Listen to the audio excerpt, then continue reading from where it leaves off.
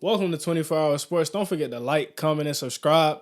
And today I'm going into my top five, my starting five guys who I see getting moved at the trade deadline. The best guy that I see in every position. We starting with point guard. We're going to finish it off with center. At my starting point guard, I have Dangelo Russell. This is a guy who I see getting traded, has an expiring contract, and just not fitting in with that team. It's been reported recently today, I'm not sure just on what exact time that it happened, but he's unfollowed the Timberwolves Instagram page, so that's something we can look into. We don't want to look too much into it, but we know that the Timberwolves have been struggling with the Rudy Gobert trade, and they gave up so much. They gave up picks, they gave up young assets, they gave up players to get Rudy Gobert, and that trade has just turned out horribly. I don't know what it is. I thought this was the season that they would finally be serious contenders.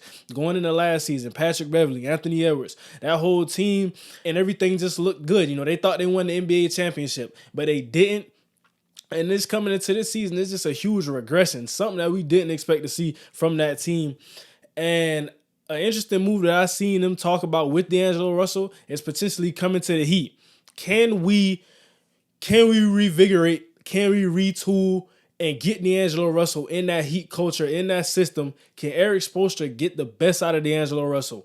I want the D'Angelo Russell, if this trade were to go down, I want the one that I saw in Brooklyn, where everybody was dancing when he was throwing dimes, shooting threes. That's the D'Lo I want if we get him on our team. And just for the Minnesota Timberwolves, looking at their perspective of things, if they get Kyle Lowry, it'll also be a good thing because Anthony Edwards, I think that's somebody he can look up to, and he hasn't been the most healthy. A lot of people are not talking highly of Kyle Lowry as a point guard, as an asset, because of his injury history and his play. I don't think he's been the best point guard, but we have to look at it. He's getting older. He's more on the veteran side than somebody you're looking at to lead a team as far as production. I still think he plays big in big games. In the playoffs games we had against the Celtics, when it was win or go home, he played big, getting to the line, shooting threes, getting steals, being a pest on the defensive end of the ball. So I think he could bring that to Minnesota, and that's maybe what they need. Maybe they need a locker room reset because something is not clicking right now. Anthony Edwards, we expected him to take off this season, get into the top tier of shooting guards, and it just hasn't happened like we all thought it would. So D'Angelo Russell right now, I believe he's the best point guard on the market that can be traded, expiring contract. So if you get him, you have to be willing to pay. Going to the shooting guard position, we got Zach Levine. This is a guy who's questioned his role on the Chicago Bulls, and I don't know how to feel about it. If I were the GM for the Chicago Bulls, I would be looking into trying to move Vooch, trying to move him, and then keep DeMar and keep Levine and try to build something and work around that, because those are two good players. It's going to be hard to find somebody who can replace that production from the wing position, from the shooting guard position. But if they trade Zach Levine, who could get Zach Levine? Let me know in the comments. I'm not sure too many teams that could have the assets and what it takes to get Zach Levine. I know a lot of teams could use him, but what do they have? Because you have to look at the market right now.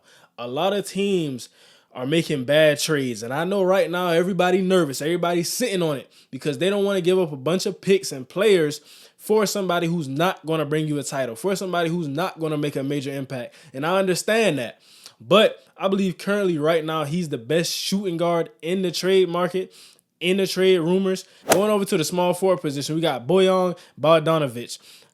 I like this small forward move. I think he's the best. When you look at guys like Evan Fournier, Terrence Ross, I think he's the most solid. He can contribute to winning the best, averaging 20 points right now on a team where he's basically one of the best scorers. Jaden Ivey, him, Cade Cunningham's out for the season, and they have to be looking at draft picks. This is an exceptional draft class coming up, so we have to imagine they're in selling mode.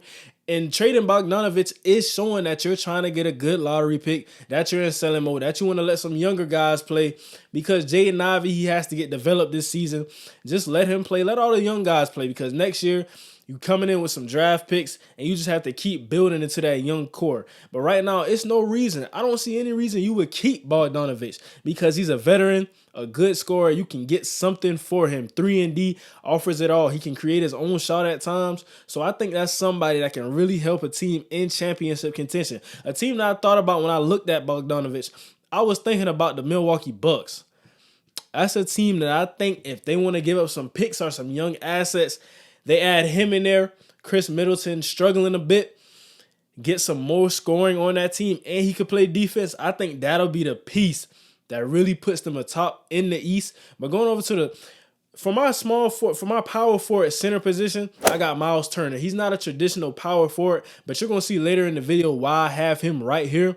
I got Myles Turner at the power forward position.